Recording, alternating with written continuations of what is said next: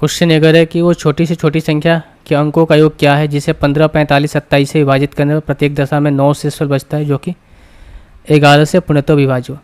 तो सबसे पहले आपको क्या लेना पड़ेगा, एलसीएम लेना पड़ेगा किसका, 15,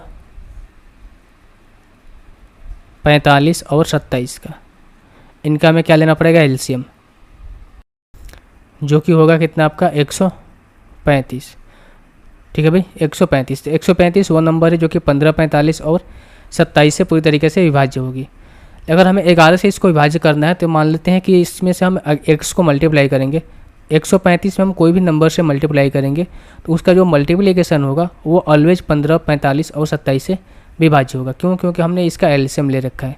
तो मान लो कि जो नंबर्स होगा वो 135 इंटू एक्स प्लस में 9। अब ये नंबर होगा क्या, ये नंबर वो होगा जिसे हम अगर 15, 45, 27 से विभाज्य करेंगे तो वो तो प्रत्येक दशा में 9 शेषफल देगा, लेकिन जब हम 11 से विभाज्य करेंगे तो वो संख्या क्या होगी, पूरी तरीके से विभाज्य हो जाएगी। अब 11 से हम क्या करेंगे, 135 में भाग लगाएंगे तो हमें देखेंगे कि शेष कितना बच रहा है। क्योंकि हमें नंबर्स को छोटा करना है चेक करने के लिए। तो देखो भाई 11 का स्क्वायर 121 होता है और 11 इंटू 12 करेंगे, 11 दूनी 22 और ये 11 2 13, 132। यानी कि अगर 135 में से 132 को हम माइनस करेंगे तो यहाँ पर शेषफल क्या बचेगा, 3। यानी कि अब हमें जो नंबर्स चेक करने हैं भाई वो ऐसे चेक करना है, 3x + 9/11।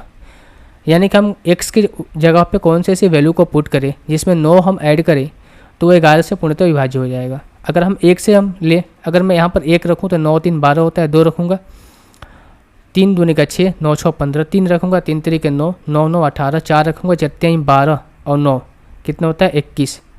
तो भी 11 से डिवाइड नहीं होगा, 4 रखने पर भी 5 रखने पर बचते हैं 15 और प्लस में 9, 9 5 14, 4 ये हो जाएगा 2 24, ये भी नहीं होगा।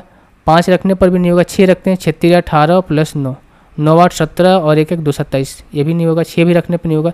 7 रखें 17 के 21 प्लस 9 30 होता है। 8 रखते हैं 18 के 24 प्लस 9, 9 4 13 23। यानी कि हमें नंबर्स वो मिल गया जो कि 11 को विभाज्य कर रहा है। यानी कि x के स्थान पर हम क्या रखेंगे, 8 रखेंगे तो ये नंबर्स क्या हो जाएंगे, 18 के 24, 9 कितना होता है 33/11 जो कि कट जाएगा 11 से। कहने का मतलब ये हुआ कि x के स्थान पर हमें कौन से नंबर्स को पुट करना है, 8 को पुट करना है। अब यहाँ से x के स्थान पर हम क्या पुट करना है, 8 से इसको मल्टीप्लाई करो, 8 5 40, 18 के 24, 24 और 4 होता है 28 और 8 और 2 10 प्लस में 9, ये हो जाएगा 1089। ये वो नंबर है जो कि 11 से विभाज्य हो जाएगा। लेकिन अगर हम इसे 15, 45, 27 से विभाज्य करेंगे तो प्रत्येक दशा में 9 शेषफल प्राप्त होगा। अब इसका अंकों का योग कितना हो जाएगा, 8 1 9 9 9 18। अंकों का योग कितना हो जाएगा, 18। अंकों का योग कितना हो जाएगा भाई, 18। यही हमसे पूछा गया था।